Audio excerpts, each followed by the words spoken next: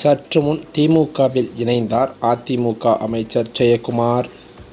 அண்ணா அறிவாலயத்தில் குவிந்த அதிமுக தொண்டர்கள். ஸ்டாலின் கொடுத்த முக்கிய பதவி.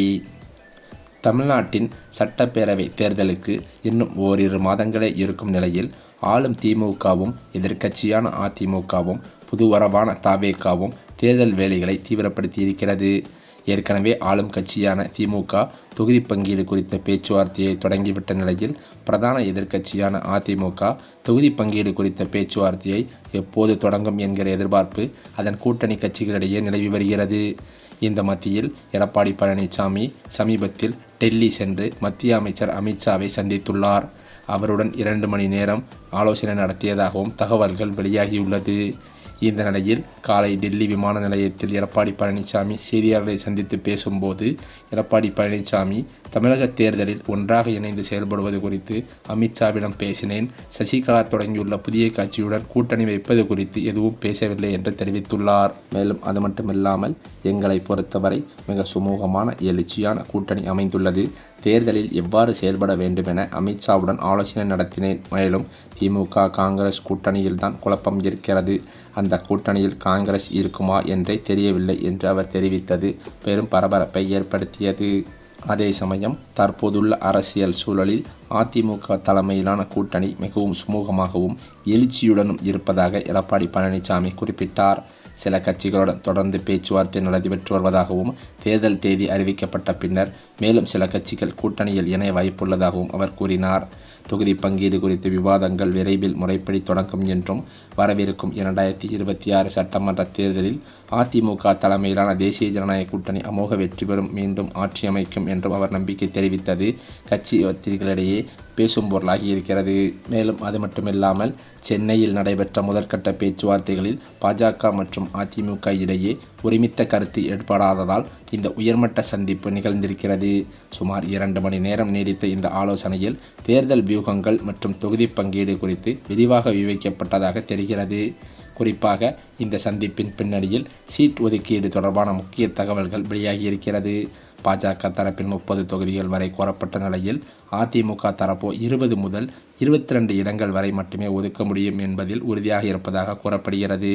தனது கட்சியின் பலத்தை நிரூபிக்க வேண்டிய கட்டாயத்தில் உள்ள இபிஎஸ் வெற்றி வாய்ப்புள்ள தொகுதிகளை விட்டுக் கொடுக்க விருப்பமில்லை என தெரிகிறது. இதனால் ஏற்கனவே கணிக்கப்பட்ட சீட் எண்ணிக்கையில் அதிரடி மாற்றங்கள் ஏற்பட வாய்ப்பிருக்கிறதாம்.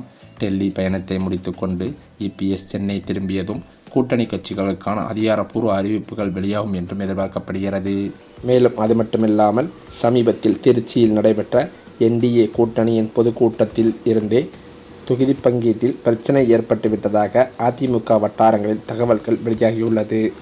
இந்த சமயம் பார்த்து பாஜகவும் அதிமுக பாஜக இடையிலான கூட்டணி குறித்த முக்கிய நகர்வாக வரவிருக்கும் தேர்தலுக்கான முழு பொறுப்பையும் எடப்பாடி பழனிசாமியிடம் பாஜக ஒப்படைத்து விட்டதாக தகவல்களும் வெளிவந்துள்ளது. தமிழகத்தில் திமுக அரசை வீழ்த்துவதே தங்களது முதல் இலக்கு என்று தெரிவித்துள்ள பாஜக தலைமை அதிமுக பொதுச் செயலாளர் எடப்பாடி பழனிசாமியின் தலைமையிலேயே தேசிய ஜனநாயக கூட்டணி தேர்தலை சந்திக்கும் என்றும் அறிவித்திருக்கிறது. இதன் மூலம் கூட்டணி குறித்த முடிவுகள் மற்றும் தொகுதி பங்கீடு போன்ற முக்கிய அதிகாரங்களை இபிஎஸ் கையில் கொடுத்துவிட்டு பாஜக சற்று பின்வாங்கியிருப்பது அரசியல் வட்டாரத்தில் பெரும் விவாதத்தையே ஏற்படுத்தியிருக்கிறது.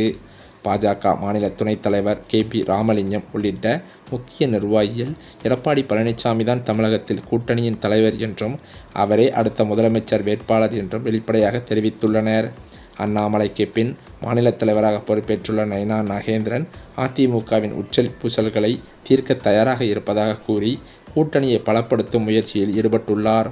பாஜகவின் இந்த மென்மையான அணுகுமுறை இபிஎஸ்ஸின் ஆளுமையை அதிகரிப்பதோடு தமிழகத்தில் ஒரு வலுவான மாற்றத்தை உருவாக்குவதற்கான யுத்தியாகவே பார்க்கப்பட்டும் வருகிறது. மேலும் அது மட்டுமில்லாமல் தனது செல்வாக்கை பயன்படுத்தி எடப்பாடியின் சொந்த ஊரான சேலம் மாவட்டத்தில் செங்கோட்டையன் இதைவிட ஈரோட்டில் நடந்ததை விட மிக பிரம்மாண்டமான ஒரு மக்கள் சந்திப்பு நிகழ்ச்சியை நடத்த காட்டப்போகிறார் என்ற தகவல்களும் வெளியாகி வருகிறது.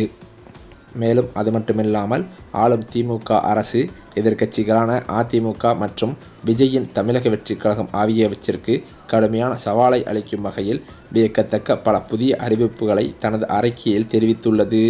இந்த தேர்தல் அறிக்கை எதிர்க்கட்சிகளின் தேர்தல் வியூகங்களை முறியடிக்கும் ஒரு முக்கிய ஆயுதமாகவே இருக்கும் என்று திமுக வட்டாரங்களும் தெரிவிக்கின்றன. தேர்தல் அறிக்கையை தயாரிப்பதற்கான நாடாளுமன்ற குழு தலைவர் கனிமொழி தலைமையில் 12 பேர் கொண்ட ஒரு வலுவான குழு ஏற்கனவே அமைக்கப்பட்டுள்ளதும் குறிப்பிடத்தக்கது. பொதுமக்கள், விவசாயிகள், வணிகர்கள் மற்றும் இளைஞர்களிடமிருந்து நேரடியாக கருத்துக்களை பெற பிரத்யேக செயலி மற்றும் வாட்ஸ்அப் வசதிகளை முதல்வர் மு.க. ஸ்டாலின் தொடங்கி வைத்துள்ளார். இதன் மூலம் அடிமட்ட மக்களின் தேவைகளை அறிந்து அதற்கு ஏற்றவாறு மகளிர் உரிமை தொகை உயர்வு, அரசு ஊழியர்களுக்கான சலுகைகள் மற்றும் பல இலவச திட்டங்களை இந்த பண்டோரா பாக்ஸ் தேர்தல் அறிக்கையில் இடம்பெறச் செய்ய திமுக முனைப்பு காட்டி வருகிறது. மேலும் தேர்தலுக்கு முன்பாகவே மக்களின் குறைகளை தீர்க்கும் வகையில் அரசு ஊழியர்களை கொண்டு விரிவான ஆய்வுகளை நடத்தவும் அரசு திட்டமிட்டிருக்கிறது. வீடுகள் தோறும் சென்று அரசு நலத்திட்டங்கள் மக்களை சென்றடைந்துள்ளதா என்பதை உறுதி செய்வதோடு பொதுமக்களின் கோரிக்கைகளை படிவங்களாக பெற்று அவற்றுக்கு தீர்வு காணவும் முடிவெடுக்கப்பட்டிருக்கிறதாம். இந்த அதிரடி நடவடிக்கைகள் மற்றும் வலுவான தேர்தல் வாக்குறுதிகள் மூலம் 2026 தேர்தலில் மீண்டும் ஆட்சியை தக்கவைத்துக் கொள்ளவும் எதிர்க்கட்சிகளின் வளர்ச்சியை தடுத்து நிறுத்தவும் திமுக ஒரு பெரும் அரசியல் சதுரங்க ஆட்டத்தையே தொடங்கியிருக்கிறது. இந்த சூழ்நிலையில்தான் அதிமுகவில் இருக்கும் மூத்த முக்கிய புள்ளிகளே சமீப காலமாக அதிமுகவிலிருந்து விலகி திமுகவில் இணைந்து வருவது வாடிக்கையாகவே பார்க்கப்பட்டு வருகிறது. அந்த வகையில்தான் தற்போது அதிமுகவில் கொங்கு மண்டலத்திலிருந்து எடப்பாடி பழனிசாமியின் வலது கை இடது கையாக இருந்து வந்த சில முக்கிய மூத்த அமைச்சர்கள் 2 பேர் கடும் அதிருப்தியில் இருந்து வந்ததாகவே சொல்லப்பட்டது. அதே சமயம் எடப்பாடி பழனிசாமியுடன் பல்வேறு முறை இந்த கொங்கு மண்டலத்தில் இருக்கும் குறைகளை சொல்லி ஏற்பாடுகளை செய்வதற்கு சில முயற்சிகள் ஏற்பட்டு வந்தாலும் எடப்பாடி பழனிசாமி கண்டுகொள்ளாமல் இருந்து வந்ததாகவே தகவல்களும் வெளிவருகின்றன. இதனை அடிப்படையாக கொண்டு தற்போது கடும் அதிருப்தியில் இருந்து வந்த கொங்கு மண்டல 2 முக்கிய அமைச்சர்கள் அதிமுகவிலிருந்து விலகவே முடிவெடுத்து விட்டதாக அவரது நெருங்கிய வட்டாரங்களிலிருந்து தகவல்களும் வெளிவந்து கொண்டிருக்கிறது. அது என்னவென்றால், பல கூட்டணி கட்சிகளை இணைப்பதுடன் பல்வேறு முக்கிய புள்ளிகளை அதிமுகவிலிருந்து திமுகவிற்கு இழுப்பதுதான் என்பதும் சொல்லப்படுகிறது.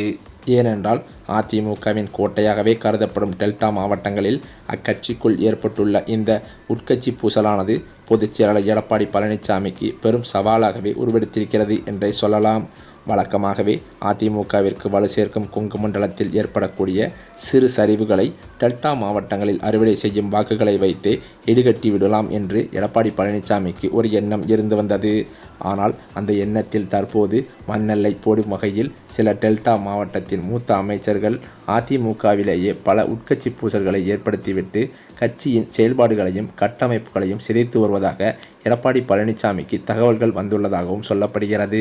மேலும் கட்சியை அடகு வைத்து விட்டீர்கள் என்று பல புகார்களையே எடப்பாடியிடம் கூறி வருவதாகவும் சொல்லப்படுகிறது. இதன் காரணத்தினால் எடப்பாடியிடம் கடும் மோதல்களும் கண்டிப்பாக அதிமுகவிலிருந்து பல புள்ளிகள் வெளியேறி திமுகவில் இணைவதற்கு வாய்ப்புள்ளதாகவே தகவல்கள் வெளிவந்துள்ளது. இந்த சூழ்நிலையில் அதிமுகவின் பிரச்சார பீரங்கியாக செயல்பட்டு வந்த அதிமுகவின் முன்னாள் அமைச்சர் ஜெயக்குமார் அவர்கள் தொகுதி பங்கீடு மற்றும் பாஜகவின் இந்த உட்கட்சி பூசல் விவகாரத்தில் தனக்கு வேட்பாளர் பட்டியலில் இடம் கிடைக்காது என்று எண்ணி அதிமுகவை விட்டு விலகி திமுகவில் இணைந்து விடலாம் என்ற பேச்சுவார்த்தையை நடத்தியிருப்பதாக அவரது ஆதரவாளர்கள் மத்தியில் பேச்சுக்கள் அடிபடுகிறது. அது மட்டுமில்லாமல் ஓபிஎஸ்ஐ தொடர்ந்து இவரும் திமுகவில் இணைந்தால் அதிமுகவிற்கு பேரிழப்பாக பார்க்கப்படும் என்றும் அதிமுக தொண்டர்கள் மத்தியில் பெரும் கவலைகள் நீடித்து வருகின்றன. ஆக மொத்தம் பார்த்தால் இன்னும் ஓரிரண்டு நாட்களில் இதற்கான அதிகாரப்பூர்வ அறிவிப்பையே அவர் வெளியிடுவார் என்றும் தகவல்கள் கசிந்துள்ளது.